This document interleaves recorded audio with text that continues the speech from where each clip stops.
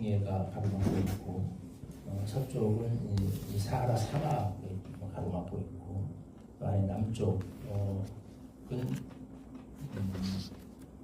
7개의 폭포로 된 거대한 절벽 지구가 있습니다. 그래서 남쪽에서도 또 접근하기가 어려워요. 동쪽으로도 누비 사막인가? 또 그쪽으로 하여튼 사막이 그렇게 사막과 바다로 다 막혀 절벽으로 막혀 있는 나라입니다. 유일한 이제 침략국은 그 지중해에서 나일강 델타 지역을 통해서 글로 들어올 수밖에 없는 곳인데 거기만 틀어박으면 안전하게 지킬 수 있는 곳이죠. 그래서 고대로 그러면서 또 가운데 거대한 나일강이 흐르고 있어서 지구상에서 가장 긴 강이죠. 엄청난 거대한 강이 흐르고 있어서 아프리카에 있지만 뜨거운 다른 나라 아프리카 모든 나라들이 이렇게 주변이 다 사막이고 농사짓기도 어렵고 굉장히 힘든 혹독한 기후 조건인데 이 애국은 나일강이 있어서 정말 풍요로운 어떤 식량을 제공해 주는 나라입니다. 사방이 또 천연의 요새처럼 되어 있어서 침략도 어렵고 고대 근동의 여러 강대국들 중에서 역사적으로 가장 안정적인 그 정권을 유지했다고 할까요? 가장 국가가 안정적으로 유지했던 나라가 애국입니다. 고대 근동의 많은 강대국들이 수없이 서로 간의 침략에 시달렸어요. 애국은 마지막에 그 바벨론에 의해서 하기 전까지는 끝장을 보기 전까지는 그 어떤 나라도 감히 애국을 침범하지 못했습니다.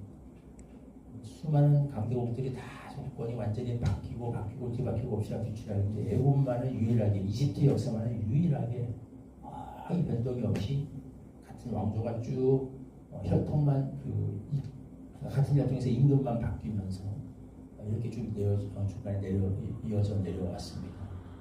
주전 15세기경에 딱 한 번 힉소스 왕조라고 해서 가나안인들 사람들이 딱 한 번 들어가서 애굽의 왕조를 정권을 뺏었던 적이 있는데요. 그러다가 다시 이제 바로 빼앗겼죠. 그때가 아마도 요셉과 야곱 그 이스라엘 자손들이 애국 땅에 들어가서 거주하던 때가 아닐까 학자들이 그렇게 보기도 합니다. 어떻게 보면 갑자기 요셉을 알지 못하는 한 왕이 일어나서 히브리인들을 학대하기 시작했다고 얘기가 나오는 게 아마 그렇게 봐요. 정권이 바뀐 것으로. 그때를 제외하고는 어쨌든 애국은 그런 독특한 역사를 가진 나라였습니다. 그러니까 독보적이죠. 다른 강대국들 중에서도 한 번도 침략을 당해보지 않은 나라, 한 번도 나라가 붕괴되고지 않은 나라, 강력한 나라. 아프리카 나라 중에서도 나일강이 가지는 그 독보적인 어떤 그 풍요력 때문에 식량이 늘 가나안이 예로부터 흉년이 기근이 들어서 사람의 생존이 어려워질 때마다 제일 먼저 달려갔던 게 애굽이죠. 델타 지역, 고센 지역으로 갔습니다. 아브람도 글로 배신했었고 이삭도 글로 가려는데 하나님이 가지 말라고 꿈에 특별히 나타나셔서 이렇게 막으시는 바람에 겨우 이제 그 아래에 거했던 적이 있었고 근데 계속해서 그랬다는 거예요. 여차하면 문제가 생기면 달려가는 것이 애국이었다는 거예요. 그런 나라이기 때문에 유다가 항상 애국을 하나님이 애국을 의지하지 마시 성경이 또 애국을 의지하지 마라. 애국을 의지하는 말이 자꾸 나오는 게 딱 봐도 너무 의지가 되는 인간적으로 보면 너무 의지하고 싶은 너무 의지가 되는 그런 나라였다는 거죠. 근데 그런 애국을 이제 하나님께서 심판하시겠다라고 하는 이건 굉장히 큰 사건이죠. 애국이 심판을 받는다. 엄청난 사건입니다. 하나님과 명백하게 선포하신 거. 사실은 예전에 이스라엘이 출애굽할 때 이미 한번 이걸 다루셨는데 그 이후로 계속해서 그런 혹독한 10가지 제약에도 불구하고 애굽의 정권이 무너지지 않았다는 거예요. 그 정도로 애굽은 탄탄한 것입니다. 이제는 다시 한번 애굽을 심판하신다라고 얘기하십니다. 애굽을 심판하시는데 오늘 이 본문에 나타나는 애굽을 심판하는 그 내용 하나하나가 굉장히 구체적이죠. 뭐냐면 다 애굽이 그렇게 강대하고 안정적인 나라일 수 있었던 그들이 자랑하던 의지하던 그 것들을 하나하나 하나님께서 무력화시키고 심판하시겠다는 것입니다. 주변 국가들이 이렇게 의지하고 싶어 할 적에 그 나라 애굽인들의 자부심은 또 얼마나 대단했겠습니까? 굉장히 자랑이겠죠. 우리는 절대 무너지지 않는다. 멸망하지 않는다.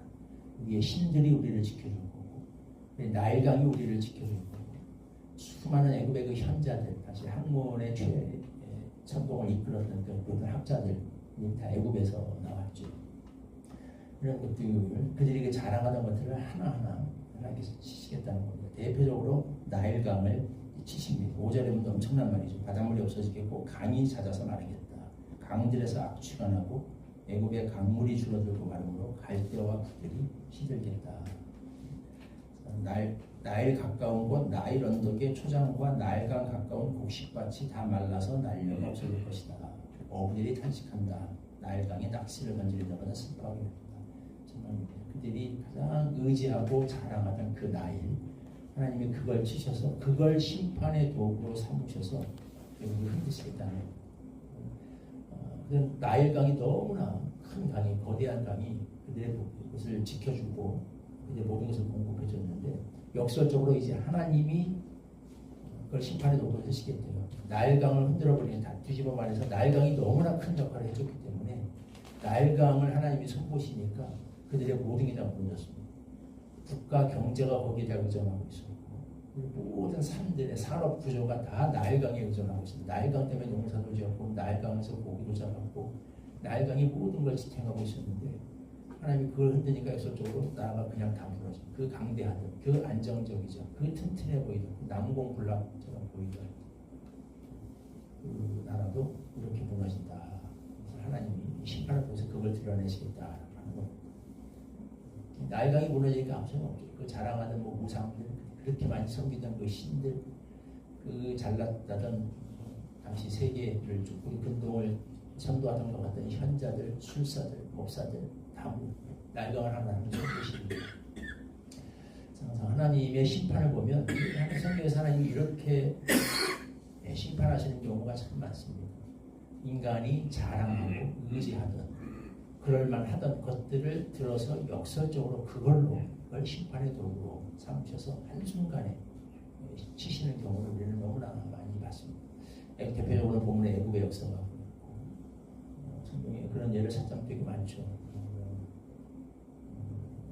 소돔과 고모라 왕도 그 역청 구덩이에 빠지죠.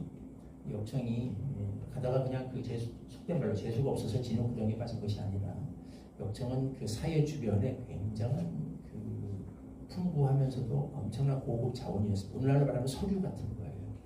정이라는 아스팔트, 비투멘이라고 하는데 그때 방부제 재료로 쓰였고 방수 재료로 쓰였고 미용 재료로도 쓰였고 의약품으로도 쓰였고 모든 것에 다 이렇게 들어갔습니다.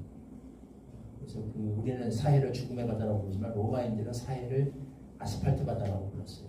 그 정도로 고가의 자원으로 저기를 우리가 해야겠다, 정복해야겠다. 거기서 아스팔트가 나기 때문에 로마에까지 알려진 수출품이었다는 거죠.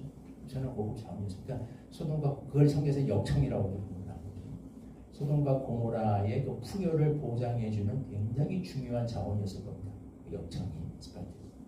거기에 빠져서 그 전쟁의 포로가 되죠. 그래서 압살롬이 죽을 때도 그가 압살롬이 어떻게 보면 트레이드 마커도 같았다. 평소에 압살롬을 돋보이게 했던 그 길고 아름답고 치렁치렁한 머리, 얼마나 그걸 뽐냈겠어요. 사람들이 그것 때문에 카리스마가 있어서 많은 사람들이 그를 압살롬이 따르게 될 때 그 아름다운 외모에 대한 구절들이 많이 나오죠. 그 외모적 어떤 외적 카리스마를 담당하는데 그 긴 머리가 큰 역할을 했을 겁니다. 그게 나뭇가지에 딱 걸리는 바람에 압살롬이 그래서 죽죠. 그런 거 하나도 없습니다. 사울 평소 굉장히 큰 신장과 키를 자랑하는 사람인데 나중에 죽을 때 보면 그 목이 잘려 죽습니다. 블레셋이 와서 일부러 목을 치고 죽은 뒤에 목을 쳐서 그 큰 키를 갖다 목을 쳐버려서 이렇게 짧게 만들고 보라는 듯이 벽에다 달아놓죠. 그것도 우리가 그런 모습을 볼 수 있고 그렇게 하시는 경우가 굉장히 많습니다. 이것도 사람이 자랑하고 인간이 자랑하고 하던 것들을 그걸 역설적으로 들어서 그걸로 심판의 도구로 삼으셔서 한순간에 사람을 낮추시고 그 교만을 심판하시고 하나님의 그 위대하심과 하나님의 주권을 드러내시는 이런 경우, 하나님의 징계와 심판이 이렇게 이루어지는 경우가 많다는 것을 성경은 우리에게 명백히 경고하고 있습니다. 그래서 애굽, 전에도 얘기했지만 애굽을 비롯한 주변의 모든 강대국들이 다 심판을 받는 것은 어떤 너무 당연한 거예요. 하나님을 믿지 않는 세상은 반드시 언젠가는 다 심판을 받게 되니까요. 그걸 또 넘어서서 하나님이 그들을 심판하시는 그 원리와 원칙은 하나님을 섬기는 백성도 늘 마음에 가지고 있어야 합니다. 그것으로 믿는 자들은 더 이상 우리는 심판 아래 있지는 아니하지만 똑같은 원리와 원칙으로 하나님이 우리를 그 백성도 징계할 수 있습니다. 우리가 심판의 대상은 되지 않을지라도 징계의 대상, 공의 하나님 앞에서 언제든 징계의 대상이 될 수 있기 때문에 하나님이 무엇으로 열방을 심판하시는가를 우리는 항상 잘 보고 기억해야 합니다. 하나님 외에 내가 자랑하는 어떤 것이 있는가? 혹시 하나님 외에 어떤 것이 나의 자랑이고 은근히 그것을 내가 과시하고 뽐내고 그걸 의지하고 입술로는 하나님을 높이고 찬양하지만 마음 깊은 곳에서 나의 믿는 구석이 하나님 외에 다른 데 가 있어서 재물이 될 수도 있겠죠. 어떤 지식이 될 수도 있겠고 여러 가지 다양한 것이 있을 수도 있을 겁니다. 하나님 외에 내가 은근히 그걸 뽐내고 싶어하고 과시하고 싶어하고 자랑하고 싶어하고 마음속에 은근히 믿는 구석으로 남겨두어서 하는 것이 있다면 언제든 하나님이 그걸 들어서 우리의 교만을 치시는 징계의 회초리가 될 수 있는 그런 것이 없는지 우리는 늘 자신을 살필 수 있어야 하겠고 오직 우리의 자랑이요 우리의 의지의 대상은 하나님 한 분뿐이시다. 이것이 입술의 고백뿐 아니라 우리 정말 마음 깊은 곳에서 내 삶의 고백이 되도록 하나님의 백성들은 그렇게 살 수 있어야 하겠습니다. 우리의 그런 믿음과 은혜를 주시기를 기도합니다. 6절과 7절 말씀 같이 한 목소리로 읽겠습니다. 시작. 강들에서는 악취가 나겠고 애굽의 강물은 줄어들고 마름으로 갈대와 푸들이 시들겠으며 나일 가까운 곳 나일 언덕의 초장과 나일강 가까운 곳 식밭이 다 말라서 날려가 없어질 것이며 하나님 애굽이 그렇게 자랑하고 의지하던 애굽의 그 풍요와 번영을 가져다 주었던 나일강이 하나님이 애굽을 심판하시는 징계의 심판의 도구가 될 것이라 이렇게 말씀하십니다. 하나님은 이처럼 사람이 의지하고 자랑하는 것들을 들어서 그 교만한 자들을 심판하시는 분이십니다. 우리도 언제든 이 하나님의 징계의 대상이 될 수 있음을 잊지 않게 하여 주시옵소서. 정말 마음 깊은 곳에서부터 하나님만이 우리의 자랑이시오, 하나님만이 우리의 영광이시오, 하나님만이 우리가 의지할 요새와 산성이 되시는가? 정말 이런 믿음으로 우리가 살고 있는가? 아니면 하나님 외에 다른 어떤 것들을 우리는 은근히 자랑하고 과시하고 뽐내고 싶어하고 그것을 우리의 믿는 구석으로 남겨두지는 않았는가? 우리 자신을 이렇게 성찰할 수 있는 이런 믿음과 통찰력이 있게 하여 주시옵소서. 예수님의 이름으로 기도하옵나이다. 아멘. 406장 1절 보시고 주님 함께 주시기로 기도하겠습니다.